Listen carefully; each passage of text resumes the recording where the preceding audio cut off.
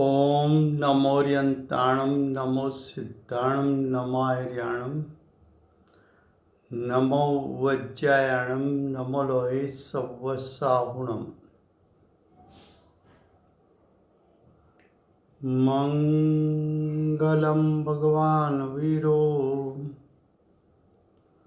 मंगलम गौतमो गणी मंगलम कुंद कुंदार्यो जैन धर्मोस्तु मंगलम। ओंकार बिंदु संयुक्तम नित्यं जायन्ति योगिनो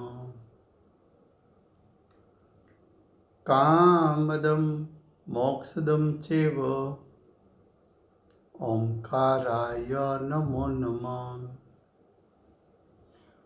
अहोपकार जिनवरनो कुंदनो ध्वनि दिव्यनो चीन कुंद ध्वनि आप्या अहो आ गुरु काननो तुझ ज्ञान ध्यान नो रंग अमया दर्श रहो ओ शिव पद तक तुझ संग माता हाथ करो।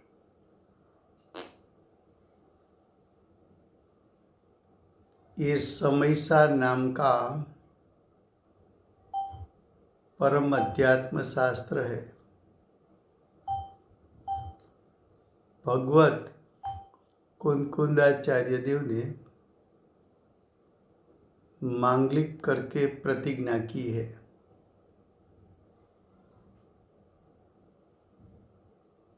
प्रतिज्ञा में समयसार को कहने की प्रतिज्ञा है। समयसार यानी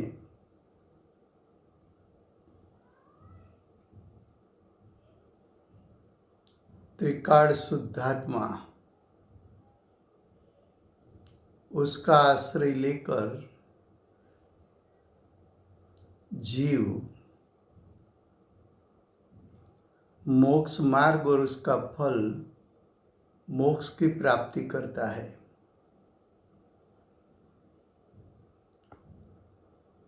समय दो प्रकार से परिणमन कर सकता है, स्वसमय और परसमय। स्वसमय जीव ज्ञानी है, परसमय जीव अज्ञानी है।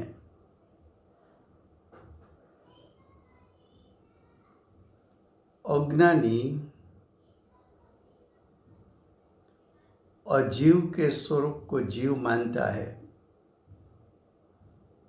ये अभिप्राय का दोष है। फिर से परसमय यानी अज्ञानी जीव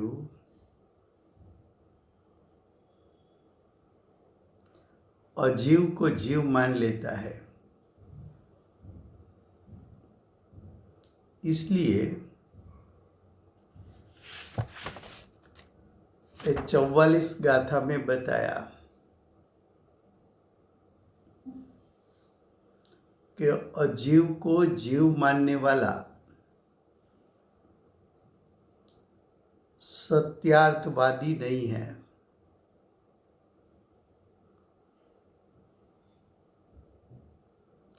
आठ प्रकार का विपरीत अज्ञानी का अभिप्राय गाथा 44 पे दिखाना है। उसमें टीका में 4 प्रकार चला है। अब 5वां प्रकार, समस्त जगत में पुण्य पाप रूप व्यापता हुआ कर्म का विपाक है,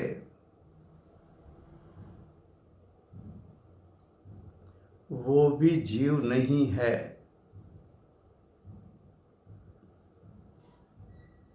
क्या कहा? समस्त जगत में अनंत अज्ञानी जीव है। प्रत्येक अज्ञानी को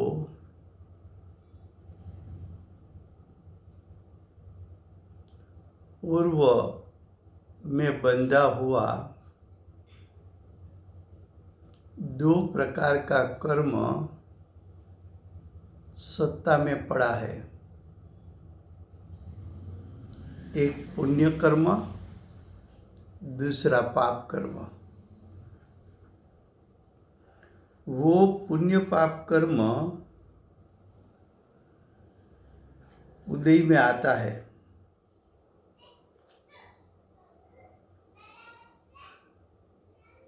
और वो पुण्य पाप कर्म का फल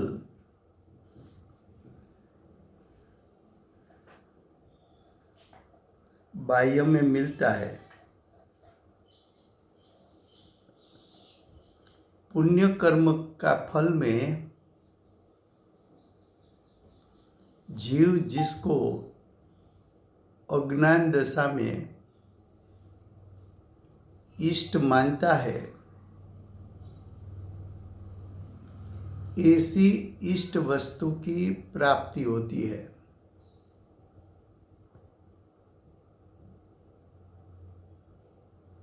और जिसमें अज्ञानी जीव अनिष्ट मानता है, वो पाप कर्म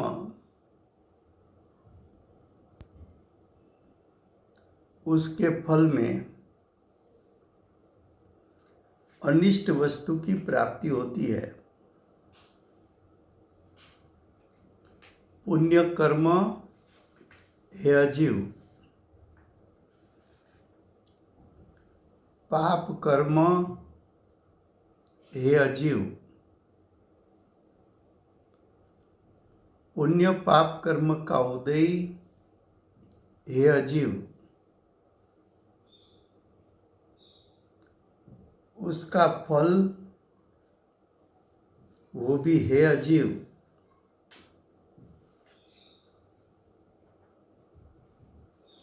पुण्य प्रकृति 68 है और पाप प्रकृति 100 है। जो स्पर्शादि की प्रकृति 20 है, वो पाप प्रकृति भी होती है, पुण्य प्रकृति भी होती है। वैसे तो कर्म 148 है, लेकिन यहाँ बताया पाप प्रकृति 100, पुण्य प्रकृति 68, तो 168 हो गया। क्यों? तो कि स्पर्शादि प्रकृति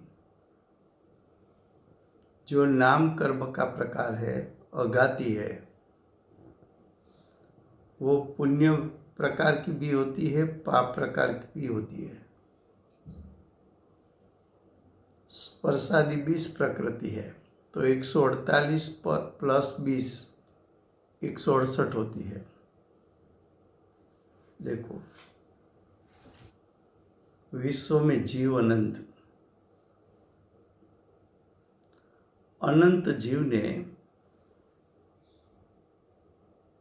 बांधा हुआ पुण्य और पाप प्रकृति, उसकी विद्विधता भी अनंत अनंत।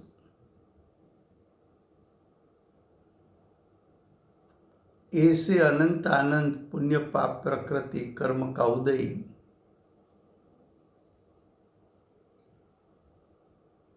जिसमें अनुकूलता हो तो इष्ट लगता है, प्रतिकूलता हो तो अनिष्ट लगता है। तो सभी अज्ञानी जीव को समस्त जगत में पुण्य कर्म और पाप कर्म, उसका विपाक यानी पुण्य प्रकृति पाप प्रकृति का अनुभाग रस, जिसमें फल देने की शक्ति है, वो बाह्य में फल मिलता है, वो विपाक कहने में आता है।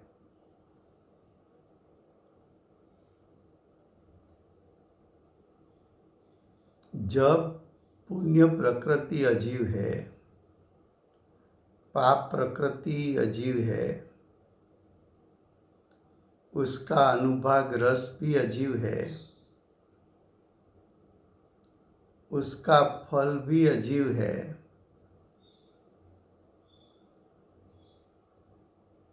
फिर भी अजीव होने पर भी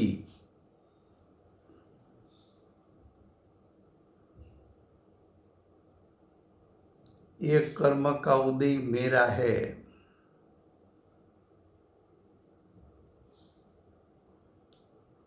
ये पुण्य पाप कर्म की प्रकृति में मिला हुआ फल ये मेरा है,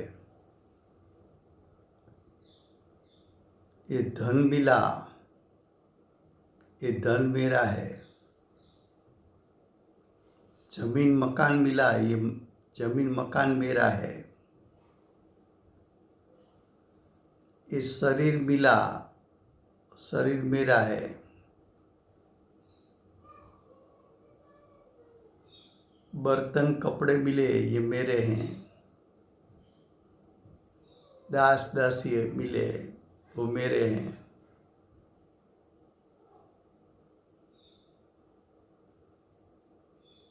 तो अजीव में जीवपना मानना,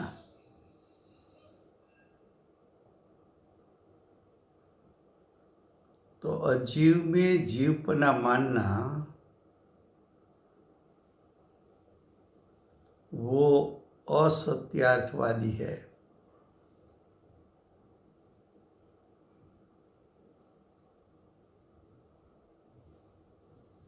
तो देखो अजीव किसको कहा? पुण्य कर्म पाप कर्म अजीव, उसका अनुभाग रस अजीव, उसका फल मिलना वो अजीव,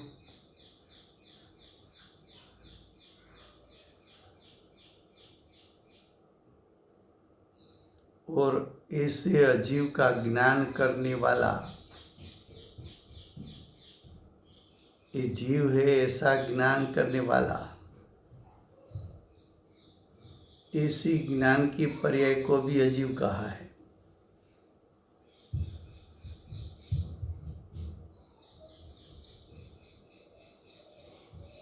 फिर से गुजराती में, इस समयसा नाम का परम अध्यात्म ग्रंथ चलता है, उसमें जीव अजीव अधिकार चलता है। गुजराती भाई प्लीज। हाँ, ये जीव अजीव अधिकार चाले छे। जीव अजीव अधिकार में अज्ञानी એટલે કે પર સમય જીવ અજીવને જીવ કહે છે। અજીવને જીવ કેવો? એ અજ્ઞાન પણ છે અને મિથ્યા અભિપ્રાય એટલે મિથ્યાત્વ પણ છે। તો અજ્ઞાની કોને કોને અજીવ કહે છે એવી 8 વાત આ 44 ગાથામાં લીધી છે। એમાં 5મો બોલ ચાલે છે. 5મા બોલમાં કહે છે, સમસ્ત જગતને, સમસ્ત જગત એટલે આખું વિશ્વ,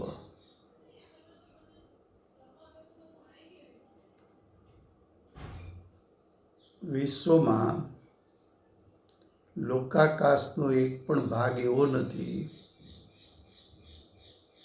કે જ્યાં જીવ ન હોય.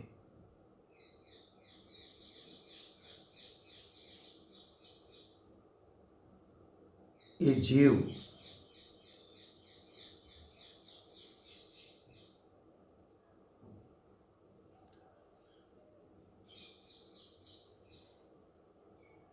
વિશ્વમાં અનંત અજ્ઞાની જીવ છે. એ અનંતથી અનંત અજ્ઞાની જીવને પૂર્વે કરેલા અજ્ઞાનને કારણે પુણ્ય અને પાપ પ્રકૃતિનો પૂર્વે બંધ થયેલો છે, એ કર્મ સત્તામાં પડ્યા છે.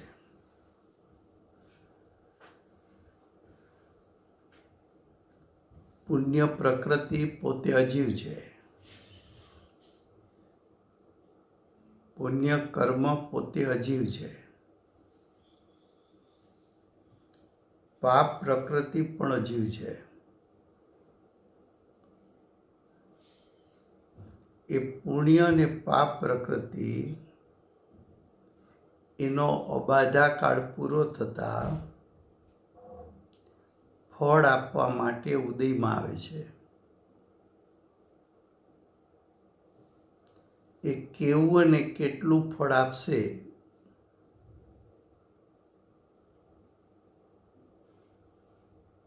તો કે કેવું ફળ આપશે, પાપ પ્રકૃતિનો ઉદય હશે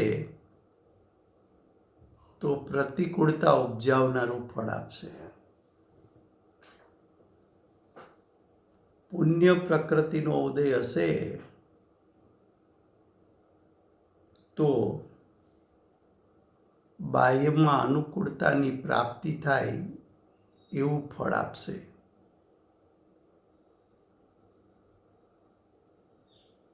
એ ફળ પુણ્ય પાપ પ્રકૃતિના અનુભાગ રસ તીવ્ર હશે તો તીવ્ર ફળ અનુકૂળ કે તીવ્ર ફળ પ્રતિકૂળ મળશે.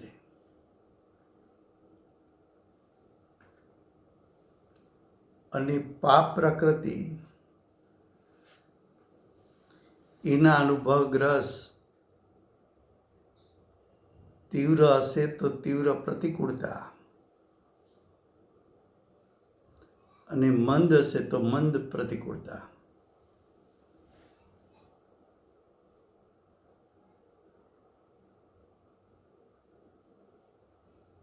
તો તીવ્ર મંદ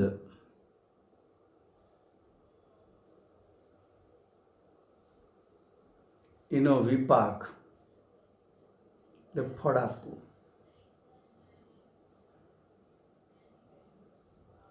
તો પુણ્ય પ્રકૃતિ પાપ પ્રકૃતિ છે તો અજીવ,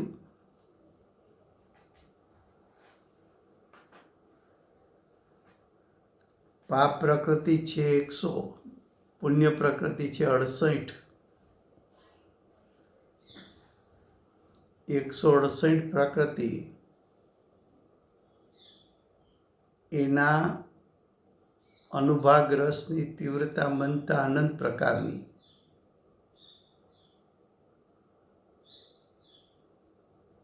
પુણ્ય પાપ પ્રકૃતિ અજીવ, એનો ઉદય અજીવ, એની ફળ આપવાનો અનુભાગ રસ અજીવ, અને એનું ફળ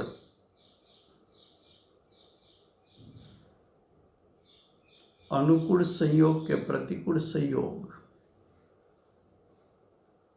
બધું અજીવ હોવા છતાં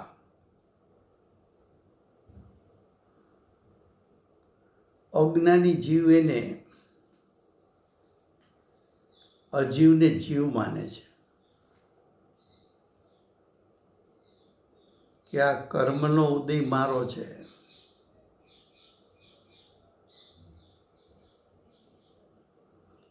કર્મના ઉદયમાં મળેલું શરીર અજીવ હોવા છતાં એને જીવ માનવું. કર્મના ઉદયમાં મળેલા જમીન, મકાન, સોનું, ચાંદી, 10 પ્રકારના પરિગ્રહ પરદ્રવ્ય હોવા છતાં, અજીવ તારા માટે હોવા છતાં એને તું જીવ માનીને બેઠો છે. એ પોતાનું સ્વરૂપ છે એમ માને છે.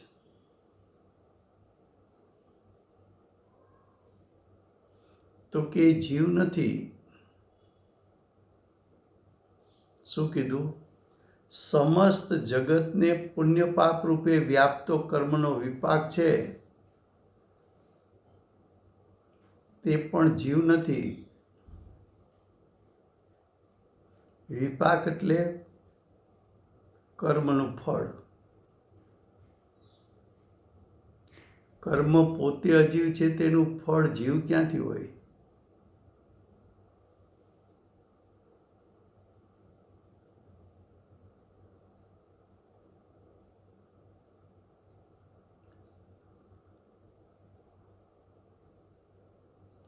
અજીવને જીવ માનવો મિથ્યાત્વનો દોષ. અજીવને જીવ જાણવો એ અજ્ઞાન, જ્ઞાનનો દોષ.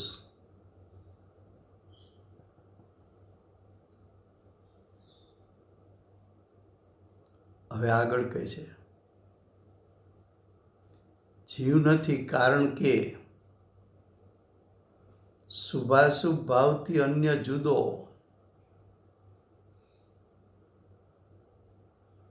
એ પુણ્ય કે પાપ પ્રકૃતિનો ઉદય આવ્યો, એમાં જીવ જોડાણો અને પોતાની દશામાં જે શુભાશુભ ભાવ કર્યા એ શુભાશુભ ભાવ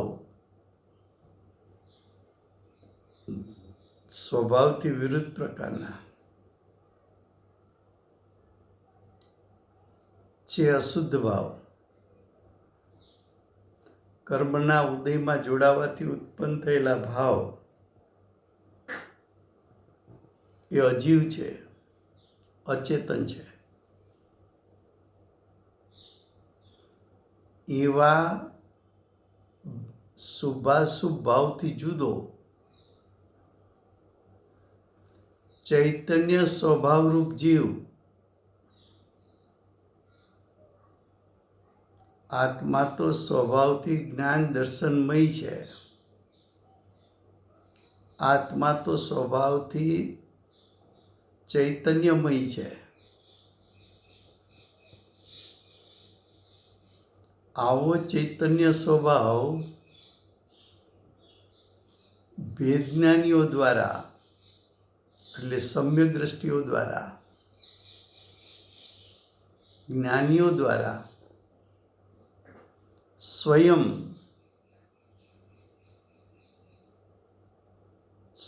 એટલે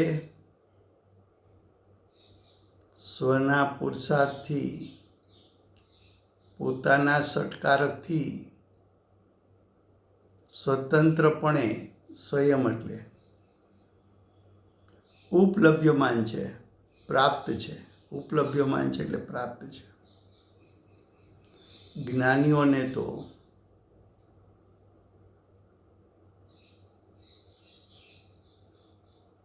જાગતો જીવ ઊભો છે, ક્યાં જાય? જ્ઞાનીઓને તો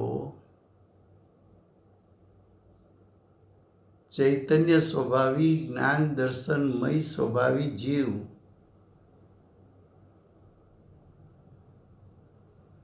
સાક્ષાત અનુભવમાં આવી રહ્યો છે.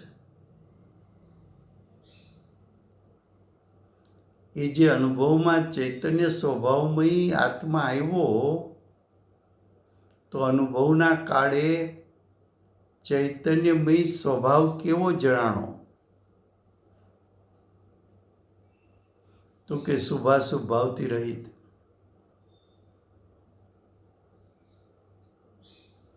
પુણ્ય અને પાપ પ્રકૃતિના ઉદયમાં જોડાવાથી ઉત્પન્ન થતા શુભાશુભ ભાવથી ભિન્ન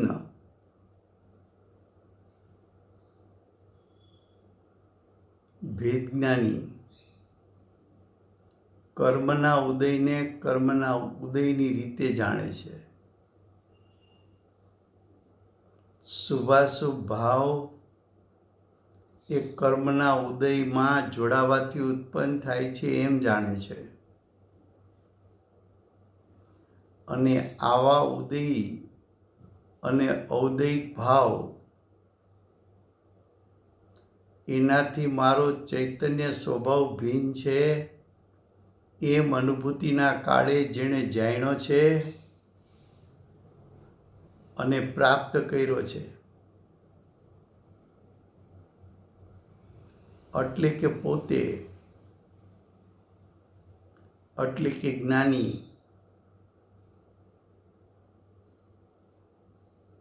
ચૈતન્ય સ્વભાવમય આત્માને પોતે પ્રત્યક્ષ એટલે સાક્ષાત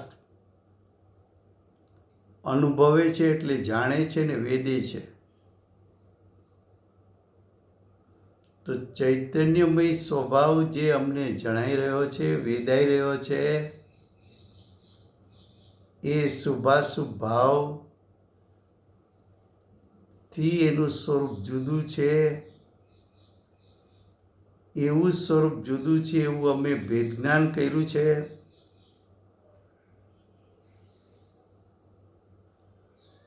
એને અમે જીવ કહીએ છીએ.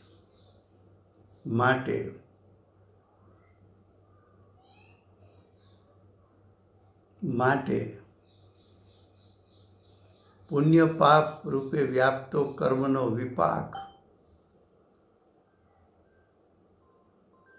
એ ખરેખર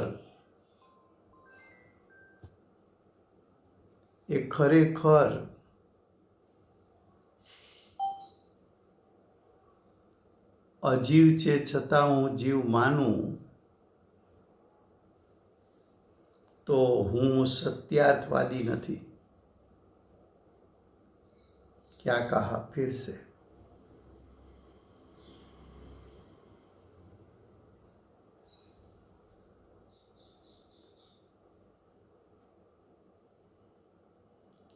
क्योंकि शुभाशुभ भाव से अन्य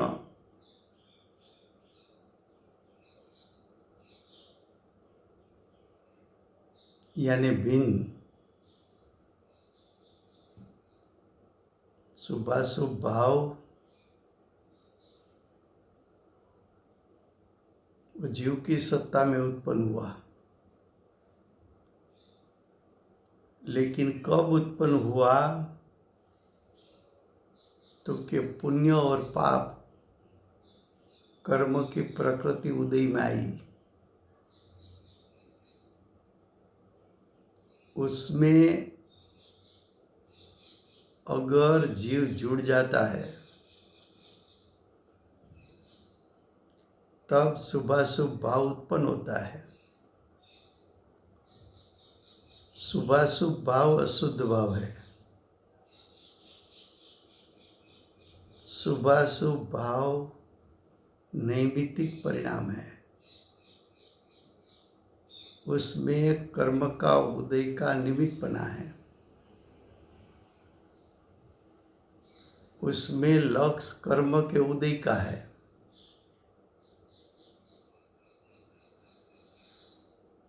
वो शुभाशुभ भाव में चैतन्य स्वभाव व्यापा नहीं है.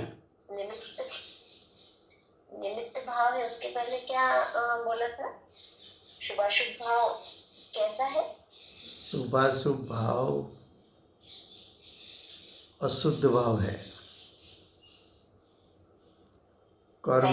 कर्म के उदय में जुड़ने से उत्पन्न होता है।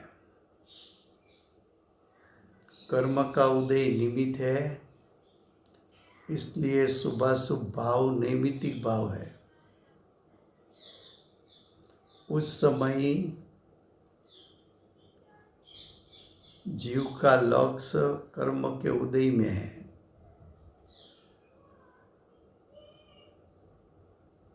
तो ऐसा भाव से चैतन्य स्वभाव का स्वरूप भिन्न है। चैतन्य स्वभाव तो शुद्ध भाव है, त्रिकाल है, आत्मा का स्वभाव है, अकृत्रिम है। ऐसा जो चैतन्य स्वभाव और शुभाशुभ भाव दोनों के बीच में भेद ज्ञान कर सके, यानी दोनों का स्वरूप भिन्न भिन्न है, ऐसा स्वप्रकाशक ज्ञान हो सके, ऐसा ज्ञान वेदज्ञानी को प्रकट हुआ है। तो वेदज्ञानी ने शुभाशुभ भाव का स्वरूप और चैतन्य स्वभाव का स्वरूप दोनों की भिन्नता को जानकर शुभाशुभ भाव का लक्ष्य छोड़कर चैतन्य स्वभाव का लक्ष्य करके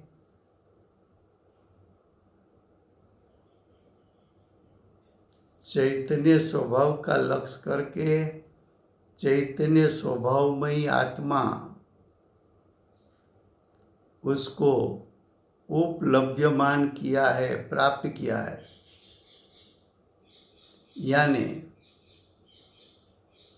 चैतन्य स्वभावमयी जीव को प्रत्यक्ष यानी साक्षात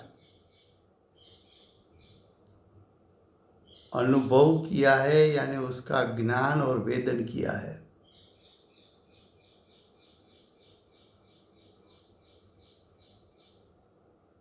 तो देखो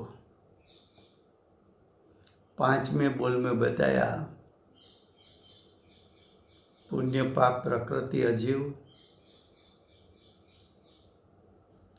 उसका उदय अजीव, उसका अनुभाग रस भी अजीव और उसका फल भी अजीव।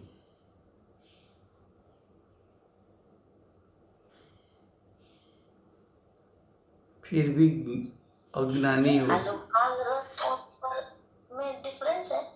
हाँ, अनुभाग जो रस है, जैसे जीव का अनुभाग रस है, परिणाम की तीव्रता बनता, वैसे पुण्य कर्म उसका फल देने की शक्ति,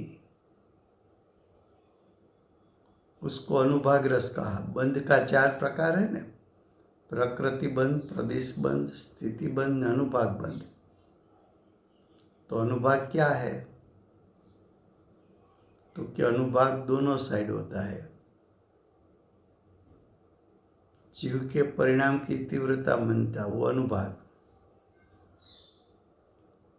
जीव का तीव्र कसा है, तो दुख का वेदन भी तीव्र, और जीव के परिणाम मंद, तो दुख का वेदन भी मंद। तीव्र कसा है, तो तीव्र दुख, मंद कसा है, तो मंद दुख। उसी प्रकार जीव ने जितना कसाई किया, वो अनुभाग तो जीव का था, उसका निमित्त पाकर कर्म का अनुभाग रस पड़ेगा। जब वो कर्म उदय में आएगा तो उसका अनुभाग रस जितना है इतना फल मिलेगा। स्थूल दृष्टांत लो, किसी को एक समय में 500 रुपया की कमाई हुई और किसी को इतने ही समय में 5 करोड़ की कमाई हुई, तो दोनों के पुण्य प्रकृति का उदय है। उदय का काल समान, लेकिन फल देने की शक्ति भिन्न भिन्न।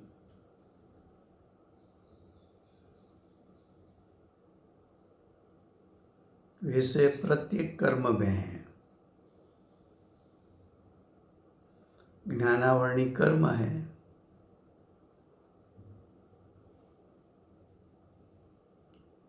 और जो क्षयोपशम ज्ञान है, तो सभी का क्षयोपशम ज्ञान की तीव्रता मनता भिन्न भिन्न है।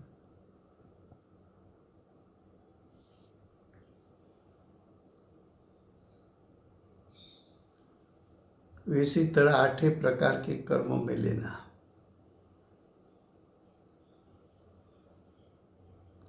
कर्म घाती 4, अघाती 4। घाती का भेद 47, अघाती का 101, 148 कर्म प्रकृति। वो पुण्य पाप प्रकृति है, उसमें पाप प्रकृति 100 है, पुण्य प्रकृति 68 है। क्योंकि अघाती में नाम कर्म का जो 93 भेद है, उसमें स्पर्श रस गंध वर्ण, उसकी जो 20 प्रकृति है, वो पुण्य की भी 20 होती है, पाप की भी 20 होती है। इसलिए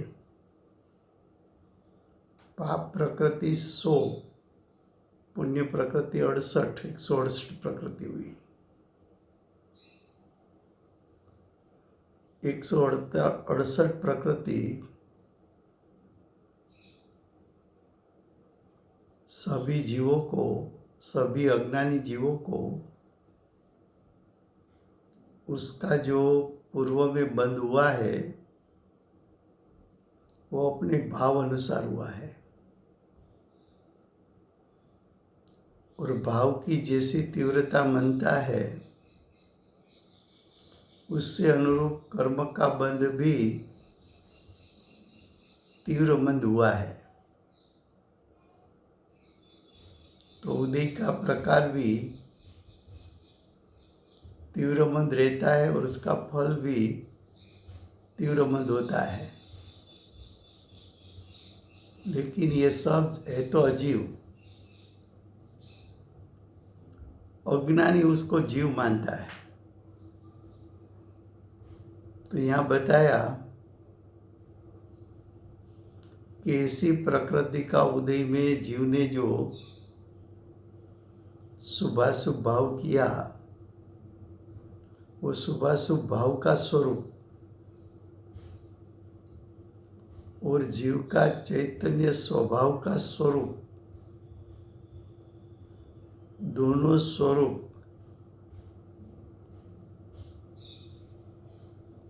को जानने वाला ज्ञान, विनय युक्त ज्ञान, सम्यक ज्ञान, भावश्रुत ज्ञान, जब ये ज्ञान 2 प्रकार का स्वरूप जानते हैं, तब शुभाशुभ भाव को अजीव जानकर उसका लक्ष्य छोड़कर चैतन्य स्वभाव रूप जीव का लक्ष्य करके, चैतन्य स्वभाव को ग्रहण करके, चैतन्य स्वभाव को प्रत्यक्ष करके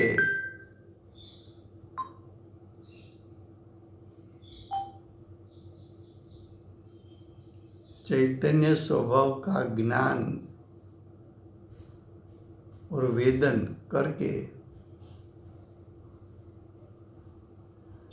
जीव के स्वरूप को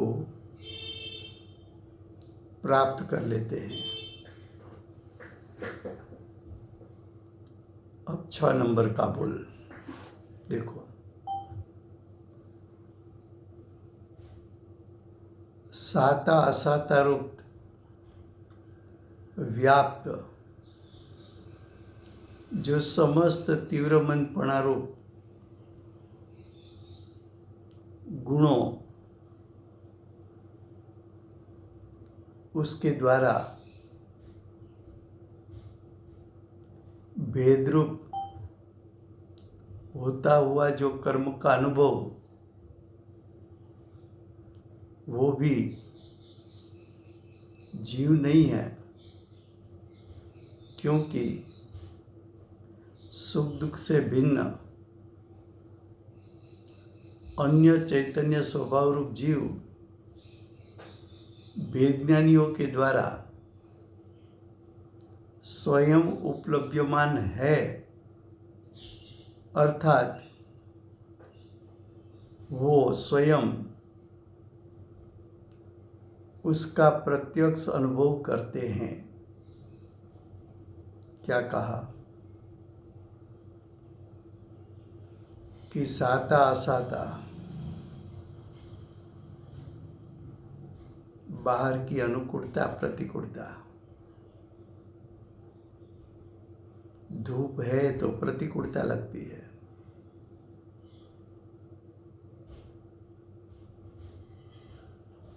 एयर कंडीशन है तो अनुकूलता लगती है, भूख लगी है तो प्रतिकूलता लगती है, भोजन मिल जाए तो अनुकूलता लगती है।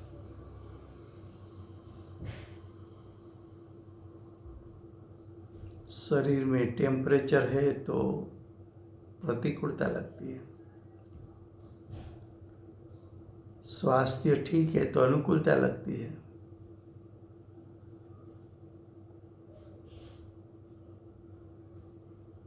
ऐसी साता असाता बाहर की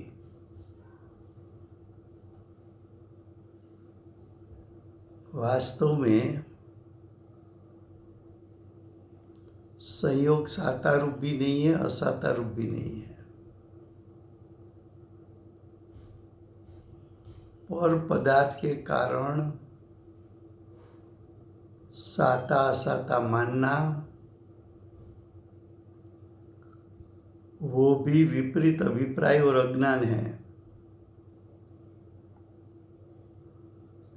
और द्रव्य साता भी नहीं उपजा सकता, असाता भी उपजा नहीं सकता।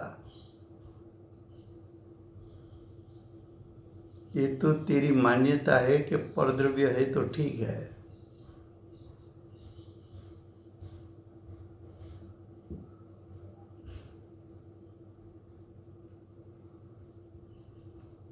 साता असाता जो 4 अघाती कर्म हैं, उसमें एक वेदनीय कर्म है। वेदनीय कर्म 2 प्रकार का है, साता वेदनीय, असाता वेदनीय।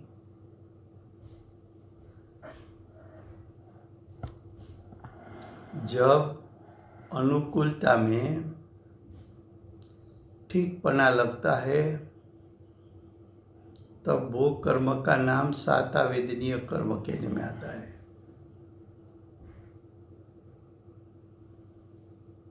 और जब जिस संयोग में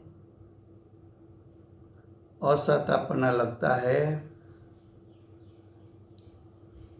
प्रतिकूलता लगती है, तब वो कर्म के उदय को असाता कहने में आती है। एक बार हमने दृष्टांत दिया था, फिर से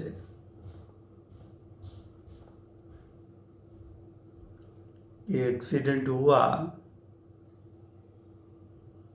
और डॉक्टर ने बोला 6 महीना बेड रेस्ट करना है।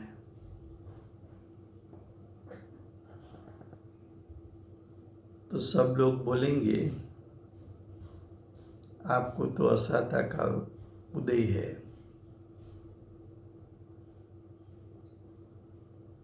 लेकिन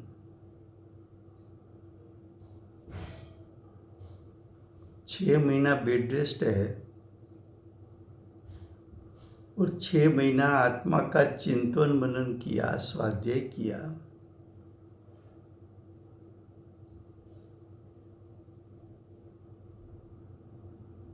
तो वो साता का उदय है कि असाता का उदय है।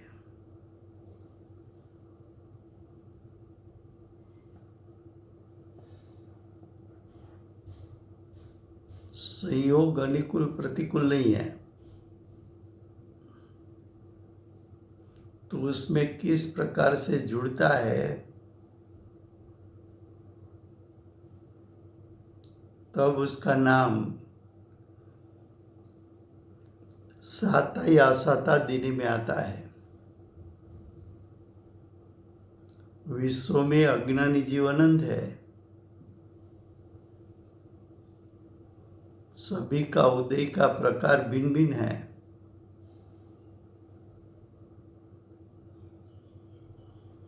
उसमें साता लगे असाता लगे,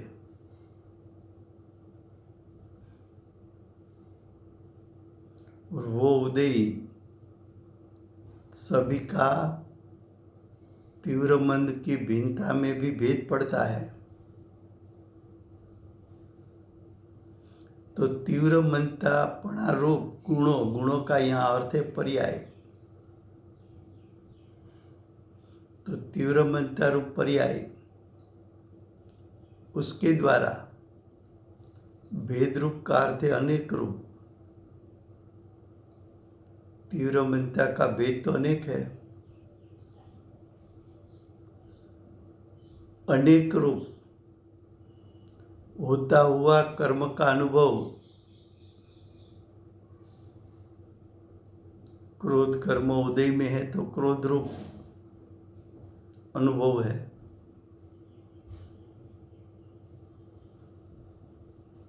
लोभ का उदय है तो लोभ रूप अनुभव है। मान प्रकृति का उदय है तो मान रूप है।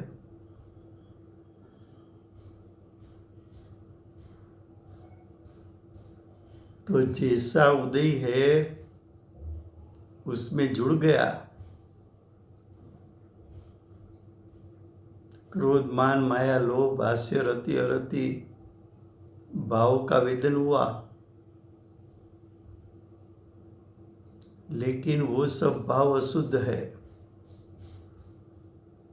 और अशुद्धता जीव का स्वभाव नहीं।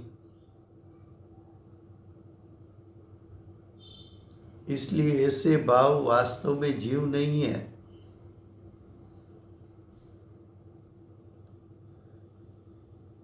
ये तो कर्म का उदय तीव्रमंद हुआ, उसमें जुड़ा तो नैमित्तिक परिणाम का स्वाद है।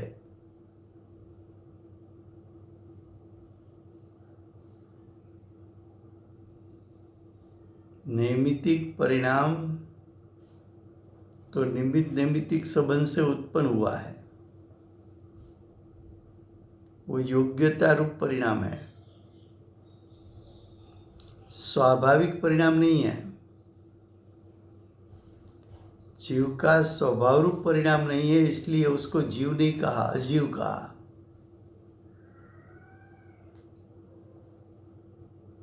और ऐसे अजीव को जीव मानना, तो ऐसे अजीव रूप परिणाम को जीव अज्ञानी मानता है तो मिथ्यात्व का दोष।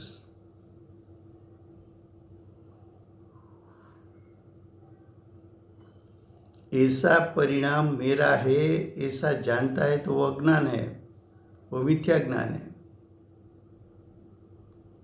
लेकिन ऐसे साता असाता रूप जो समस्त तीव्र मंद रूप जो पर्याय हुई, ऐसी पर्याय जो अनेक रूप हुई, वो कर्म के उदय में अनुभव में आता है।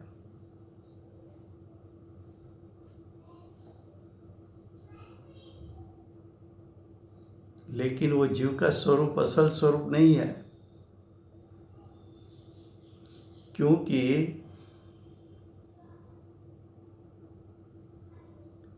ये जो साता असाता के कारण जो इंद्रिय सुख दुख उत्पन्न हुआ, वो इंद्रिय सुख दुख से भिन्न यानी अतीन्द्रिय सुख स्वरूप चैतन्य स्वभाव, अतीन्द्रिय सुख स्वरूप चैतन्य स्वभाव, ऐसा भी एक स्वभाव है जो अतीन्द्रिय है, चैतन्यमय है, अतीन्द्रिय ज्ञान सुखमयी है। ऐसा एक स्वरूप। दूसरा इंद्रिय सुख दुख रूप स्वरूप। दोनों स्वरूप को जैसा है वैसा जानने वाला ज्ञान भेद ज्ञानी यानी सम्यक ज्ञानी को होता है। वो सम्यक ज्ञान के माध्यम से इंद्रिय सुख दुख वाला परिणाम और अतीन्द्रिय सुख स्वभावी जीव का स्वरूप दोनों को जानकर इंद्रिय सुख दुख का लक्ष्य छोड़कर अतीन्द्रिय स्वभावी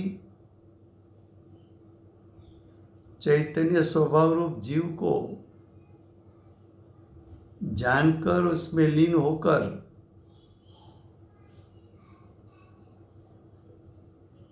चैतन्य स्वभाव रूप जीव को उपलब्ध कर लेता है यानी प्राप्त कर लेता है। यानी चैतन्य स्वभाव रूप जीव को साक्षात ज्ञान में जानकर और ज्ञान और सुख का वेदन करके अनुभव कर लेता है। तो अजीव से भिन्न होकर जीव की सत्ता को ग्रहण कर लिया।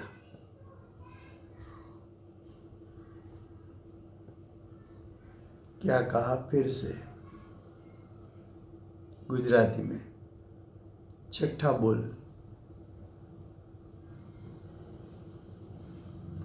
साता असाता रूपे साता परिणाम असाता परिणाम।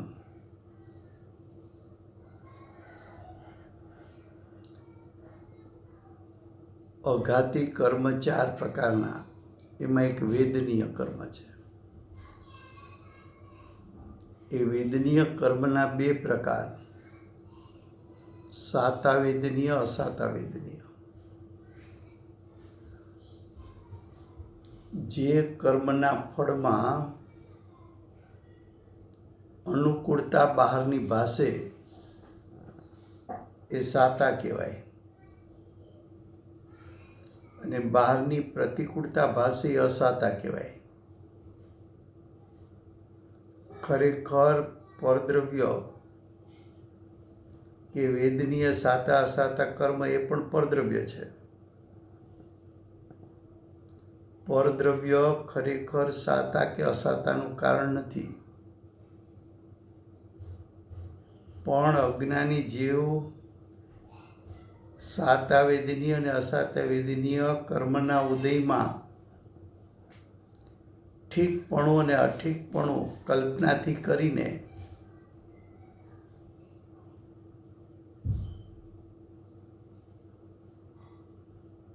સાતા અસાતા માને છે. એ ખરેખર તો મિથ્યાત્વનો દોષ છે, અજ્ઞાન છે.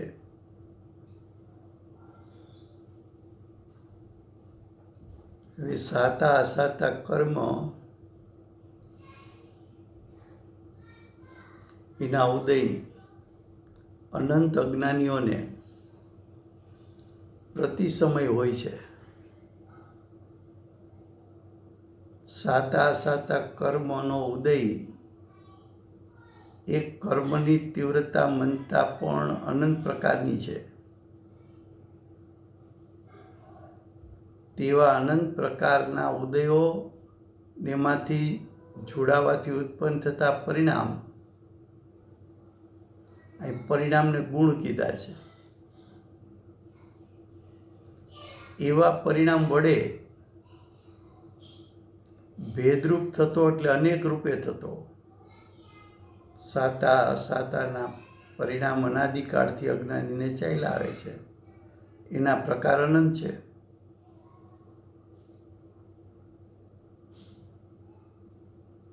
આવા સતા અસાતા કર્મનો અનુભવ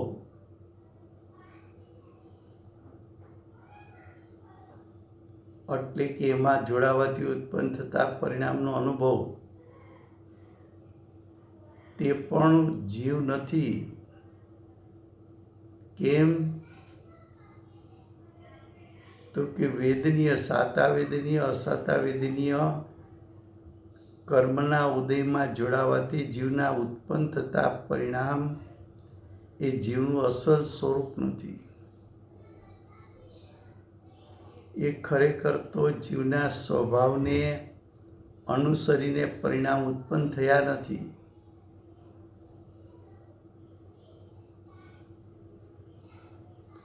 એ પરિણામને કારણે જે ઇન્દ્રિય સુખ દુઃખનું વેદન થાય છે, એ ઇન્દ્રિય સુખ દુઃખના વેદનથી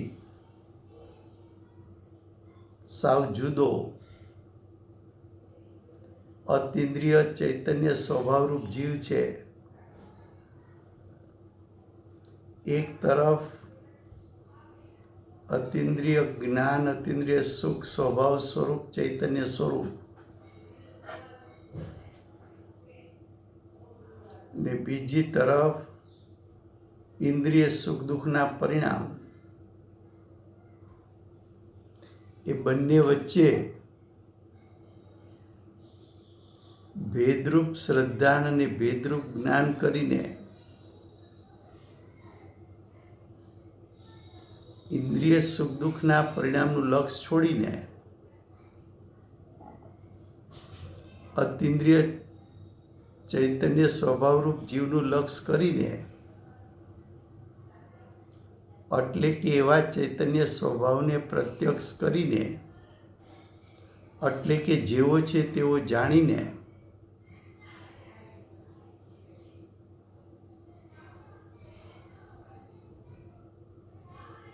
એને જાણતા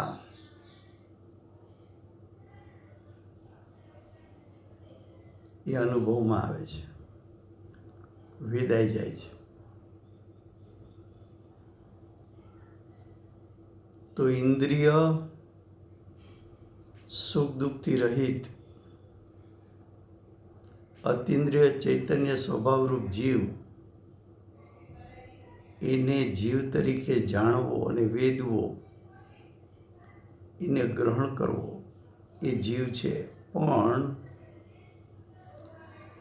ઇન્દ્રિય સુખ દુઃખરૂપ પરિણમનારો જીવ, એને જીવ કહેનાર એ તો ખરેખર સત્યાર્થવાદી નથી. જો સમય થયો છે.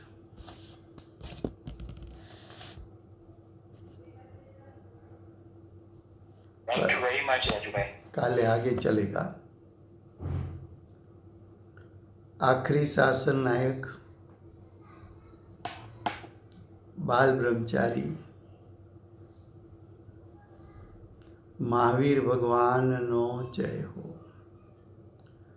મહાવિદ્ય ક્ષેત્રે બિરાજતા વિશ્વ વિરમાન તીર્થંકરમાં પ્રથમ તીર્થંકર ધર્મ ધુરંધર અનંત ચતુષ્ટયના ધારક દિવ્ય ધ્વનિના દાતાર શાસન ઉપકારી શ્રી સિમંદર ભગવાનનો જય હો। કેવળ જ્ઞાની તળેટીમાં બેઠેલા પ્રમત અપ્રમત ગુણસ્થાનધારી મહાસમર્થ આચાર્ય રુદ્ધિધારી આચાર્ય ભગવત શ્રી કુંકુંદાચાર્ય દેવનો જય હો।